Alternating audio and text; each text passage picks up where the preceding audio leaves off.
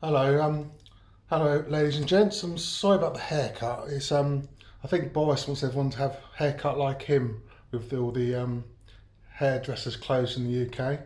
Um, I just wanted to talk about schizophrenia because if you watch my other videos, I spoke about wanting to master my schizophrenic mind with using DDP yoga to get a very healthy body, and through having a healthy body, I will hopefully have a healthy mind.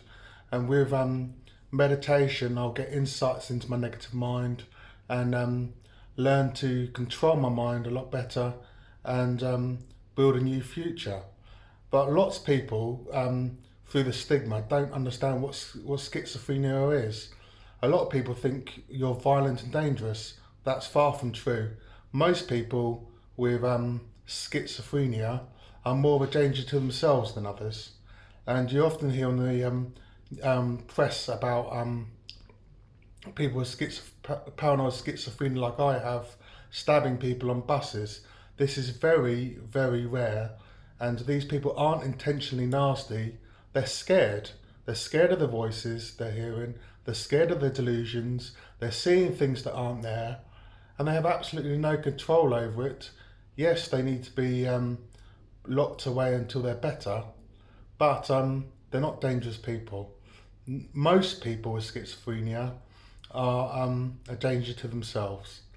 And a lot of people think that schizophrenia is split personality, but that's just not true.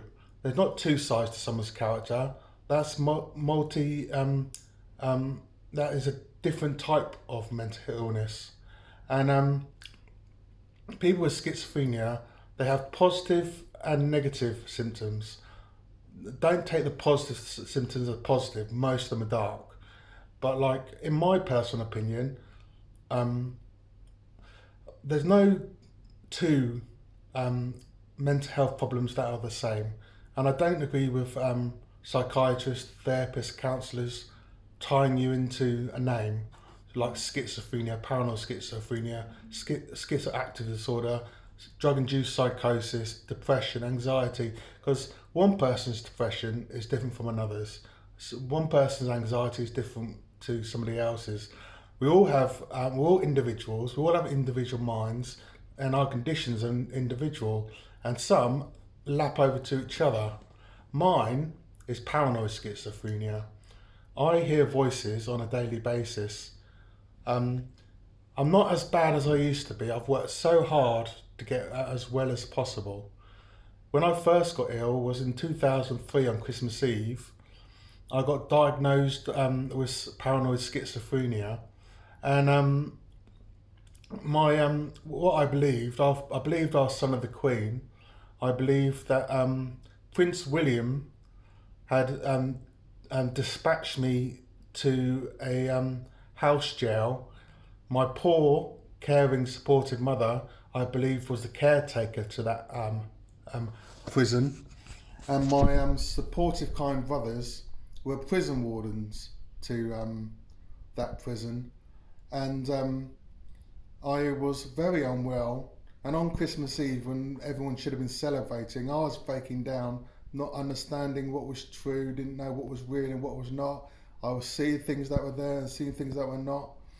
I'd lost my job in a cafe because when little things that were odd to the staff was I dropped a load of cutlery on the floor, and when they asked me why I didn't pick it up, I told them Prince Charles was picking it up.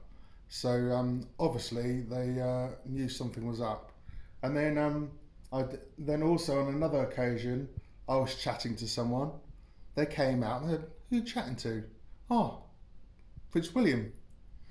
But I had it hidden from my family that time, and some of the people worked with me on a daily basis noticed my strange ways, but it hasn't all come out yet.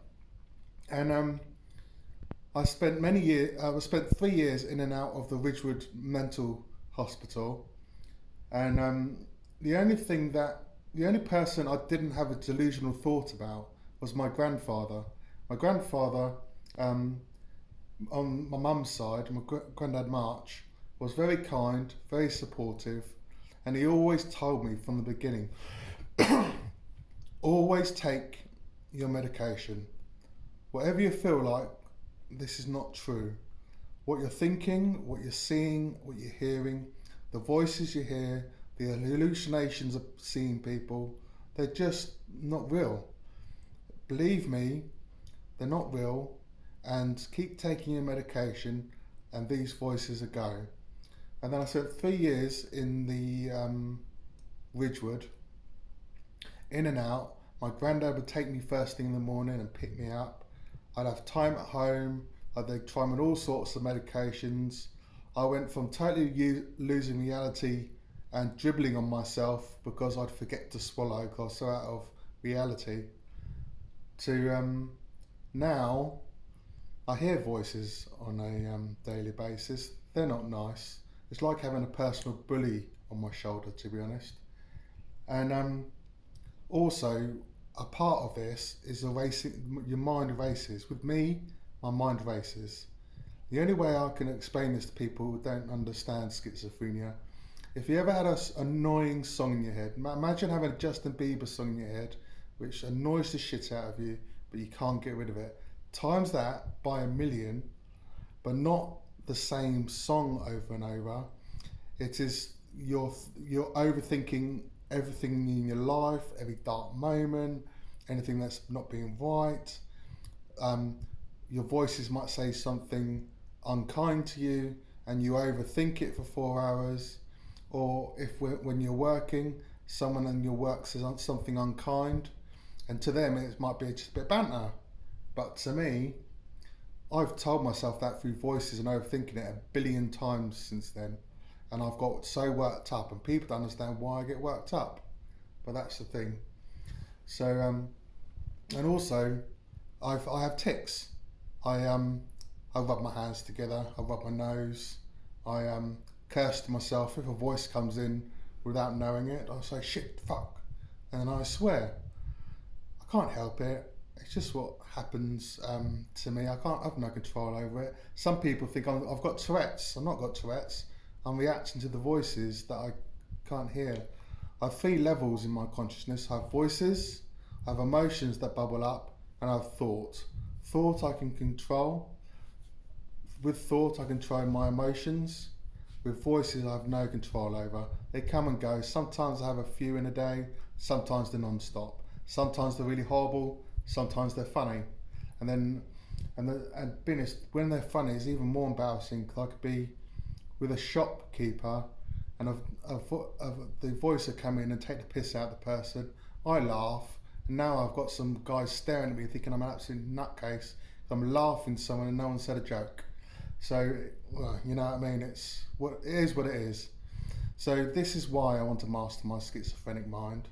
I believe with enough meditation, if I get my body health enough, if I'm more disciplined and monk style in my life, I can get well enough to have a brighter future for me and my daughter. And that's my aim. I want to get well.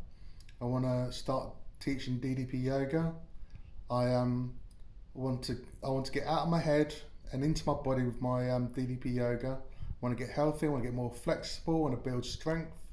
I want my cardiovascular training to grow. I want to be so healthy, so I'll be better at Brazilian Jiu-Jitsu and my other classes. So thank you for listening. It's a long video, and I want you to understand that I want the stigma to break down. 2, I want to win the DDP Yoga Positively Unstoppable Challenge. But also, I just want people to understand what people with schizophrenia go through. And also I want to build a new me. I want to make something of myself. I really want to change, you know what I mean? I want to have a future. Thank you. Bye-bye.